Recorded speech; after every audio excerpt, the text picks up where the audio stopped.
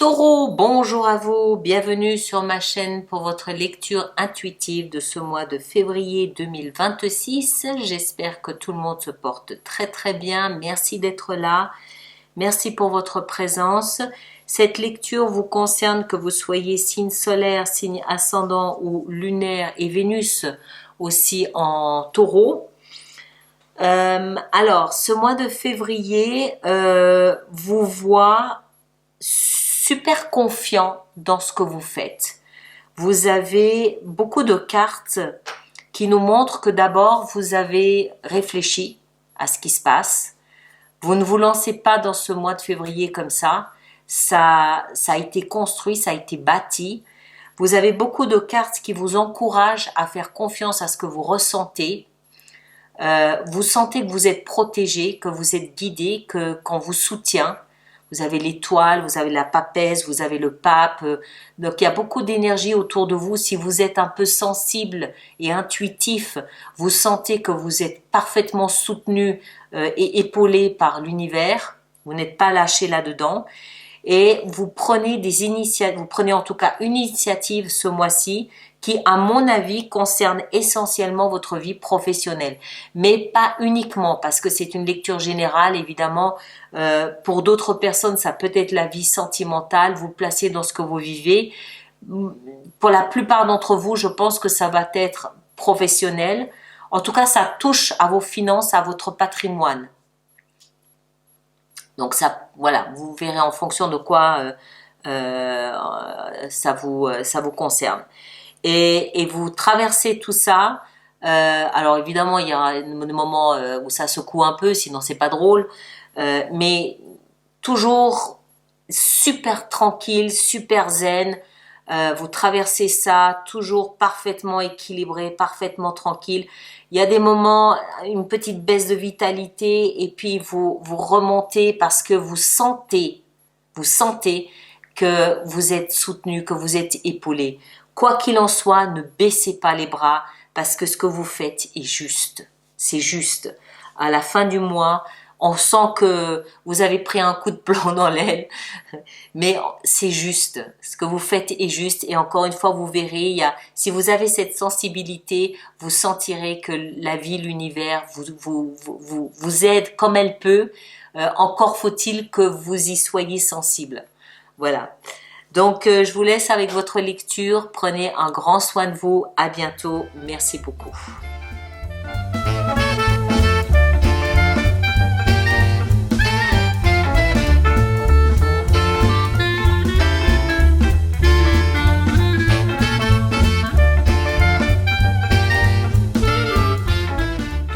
Bonjour à vous, bienvenue pour votre lecture intuitive de ce mois de février 2026. J'espère que vous allez tous très très bien. Merci d'être là. Alors, voyons voir. En arcane majeur, on a la tempérance, on a la mort et on a les amants dans votre vie intérieure. On a bâton, denier, épée, bâton, coupe. Une seule coupe, c'est tout ce qu'on a. Et une seule carte d'épée également, c'est tout ce qu'on a. Ok, bon, mais ça va. On dirait qu'il se passe quelque chose où vous prenez peut-être votre liberté. Vous prenez votre liberté, dirait-on, au niveau professionnel. Il y a, semble-t-il, un investissement peut-être au niveau pro. C'est en tout cas là qu'il se passe des choses, dirions-nous. Mais on va voir, on va rentrer dedans, hein, on va voir. Alors, l'énergie ici, pour ce mois de février, de l'extérieur, c'est l'énergie de l'étoile.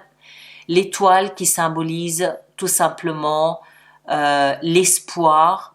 L'étoile, c'est une guide, c'est un guide spirituel. C'est comme si la vie vous disait, n'aie crainte, on te guide, on est là. C'est une bonne étoile qui veille sur le cheminement, qui veille sur vous, qui veille sur le fait que tout se passe comme il faut. C'est une étoile, c'est une bonne maman. C'est un support spirituel qui est là en permanence. C'est un peu une veilleuse. C'est comme un enfant quand il va se coucher, il a sa veilleuse. Nous, on a nos étoiles. Elle est là, ici en l'occurrence pour vous, au quotidien, dans votre vie. L'étoile est là pour vous dire, amis taureaux, ne craignez rien, on est là. Notre lumière est là pour vous rappeler que vous n'êtes pas tout seul. On veille sur vous, on vous soutient, on vous supporte et on vous montre surtout le chemin à suivre.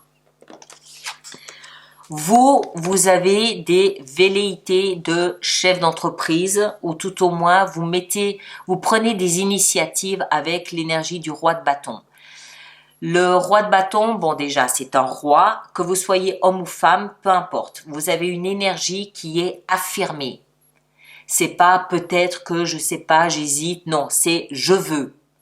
Je veux, je décide, je fais. Le bâton, c'est de l'action, c'est de l'énergie, c'est j'ai décidé de mettre en place. Et en plus, je fais. D'accord? C'est des énergies de signes de feu, lion, bélier, sagittaire. Donc, c'est suivi d'une action. Il y a une décision suivie d'une action. Un roi de bâton, quand il fait quelque chose, il n'attend pas l'autorisation. Il prend l'autorisation et il le fait et il va jusqu'au bout. Il initie, il met en route, il met en place. Avec ça, on a la tempérance qui nous montre que vous êtes zen là-dedans. Vous êtes tranquille, vous êtes en équilibre, vous êtes harmonieux. Ce qui laisse comprendre que c'est quelque chose que vous faites en étant apaisé. D'accord? C'est pas une impulsion. C'est, je pense, une décision, un projet, une initiative. Je sais pas ce que c'est, je sais pas quel domaine, a priori professionnel, mais ça peut être n'importe quoi d'autre. Ça peut être juste une attitude aussi nouvelle que vous avez en ce mois de février, où vous vous positionnez de manière beaucoup plus affirmée face à votre famille, face à vos amis. Je sais pas, hein, vous le placez en fonction de ce que vous vivez. Mais la tempérance qui est là nous montre que, en fait, vous n'êtes pas sujet à vos émotions. Vous avez appris ces derniers mois à les contrôler, à les maîtriser, à les stabiliser.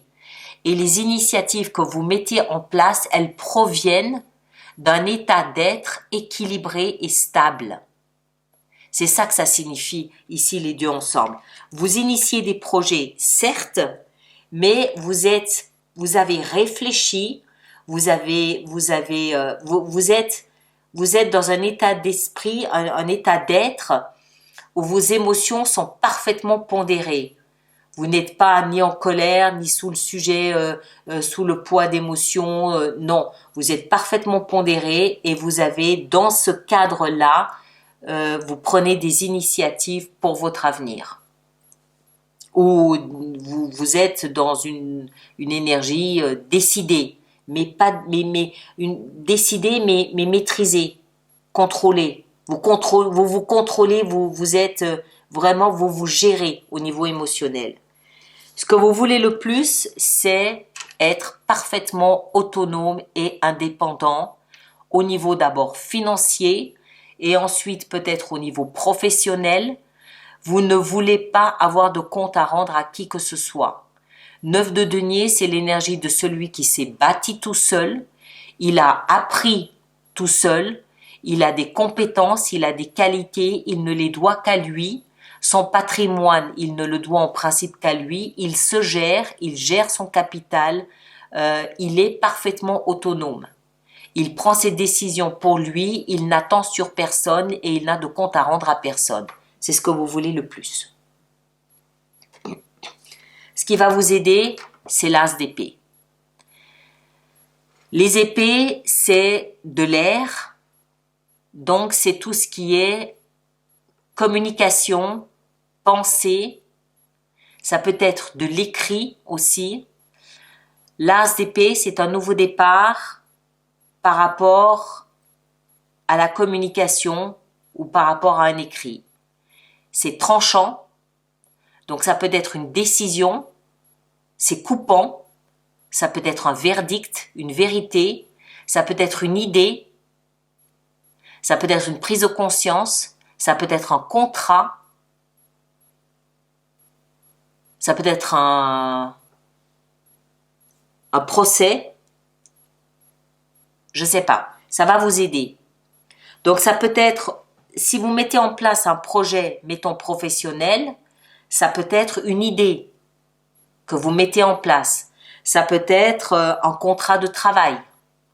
Ça peut être une communication que vous faites en disant, bon voilà, moi je décide de m'émanciper, voilà ce que j'ai décidé de mettre en place. D'accord? C'est une information, qu'elle soit verbale ou écrite, coupante, tranchante, nette, qui vous permet de prendre un nouveau départ. Et c'est ce qui va vous aider. Le défi 10 de denier. En l'occurrence ici, pour moi, il s'agit d'argent. Le denier, c'est ce qu'on valorise.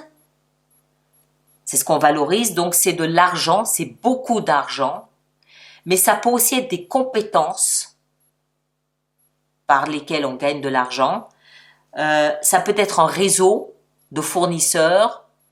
Ça peut être aussi la famille, le clan, la tribu, mais je crois pas. Pour moi, c'est de l'argent. C'est de l'argent et c'est dans le défi. Donc, ça voudrait dire que si vous décidez, par exemple, si vous avez un projet professionnel ou si vous voulez vous émanciper professionnellement, par exemple, vous avez peut-être besoin de réunir une somme d'argent. Vous allez peut-être faire un prêt bancaire, on ne sait pas. Je ne crois pas. Je pense que c'est plutôt ça. J'ai plutôt l'impression que c'est une décision. C'est un contrat ou une décision ou une idée. Parce que vous provenez encore une fois d'un espace vachement zen. On sent que ça réfléchit au préalable. D'accord? C'est pas sous le coup d'une émotion. Vous avez réuni de l'argent, peut-être, ou il faut encore réunir quelques fonds, je sais pas, faites appel à des personnes externes, voilà. Ceux qui sont pas dans une démarche professionnelle, ça peut toucher la famille, oui, vous voulez peut-être vous émanciper de la famille, le clan familial, faut discuter, il y a peut-être des vérités, il y a peut-être une séparation officielle, hein, ça peut très bien être ça peut être un acte juridique, l'as d'épée, c'est pas impossible. Voilà, vous le placez en fonction de ce que vous vivez. Hein. Vie sentimentale, la reine de bâton. Je vous fais remarquer que vous avez les deux. Vous avez le couple, roi et reine de bâton. Donc, ça peut être un couple dans votre vie qui peut être important. Un couple, ça peut être les parents, ça peut être un couple de patrons, un couple très créateur. Sinon, ici dans votre vie sentimentale, ça vous montre vous sous les traits de quelqu'un de très charismatique. La reine de bâton, c'est une séductrice, c'est quelqu'un qui met en place alors ça nous parle pas de votre relation, ça nous parle de votre attitude, de votre comportement à vous, où vous connaissez votre valeur entre guillemets, vous connaissez votre pouvoir de séduction, vous connaissez vos charmes, homme ou femme, hein, vous connaissez vos charmes, vous connaissez votre pouvoir d'attraction, vous aimez séduire, vous aimez être remarqué, vous aimez qu'on vous voit, vous n'avez pas peur du jeu de séduction. Au contraire, c'est quelque chose que vous aimez. Si vous n'êtes pas dans une relation de couple, ça peut être au niveau de la famille, au niveau des amis, où vous vous amusez peut-être comme ça à recréer votre cercle amical. Il y a beaucoup de création aussi, de créativité avec cette carte dans cette position-là. Vie professionnelle, transformation totale, la mort.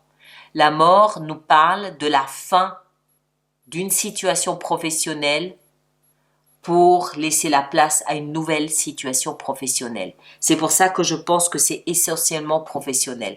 Ceux qui ne sont plus dans une situation de travailler, c'est financier. D'accord ? Vous avez peut-être d'autres sources de revenus. Voilà. Mais la mort dit bien ce que ça veut dire. Ça veut dire fin d'un état, fin d'une situation et naissance, transformation de celle-ci pour quelque chose de nouveau. Vous pouvez très bien rester, par exemple, dans la même entreprise, mais votre poste est transformé, votre poste est modifié.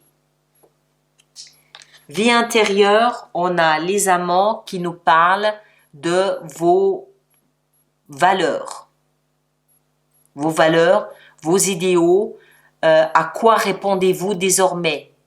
D'accord? Ici, c'est vous et ça, c'est votre alter ego. Donc, dans votre vie intérieure, c'est moi et à côté de moi, c'est à quoi est-ce que je réponds? Quels sont mes idéaux? Quelles sont mes valeurs? Qu'est-ce que je veux mettre en avant? Quels sont les principes auxquels je réponds?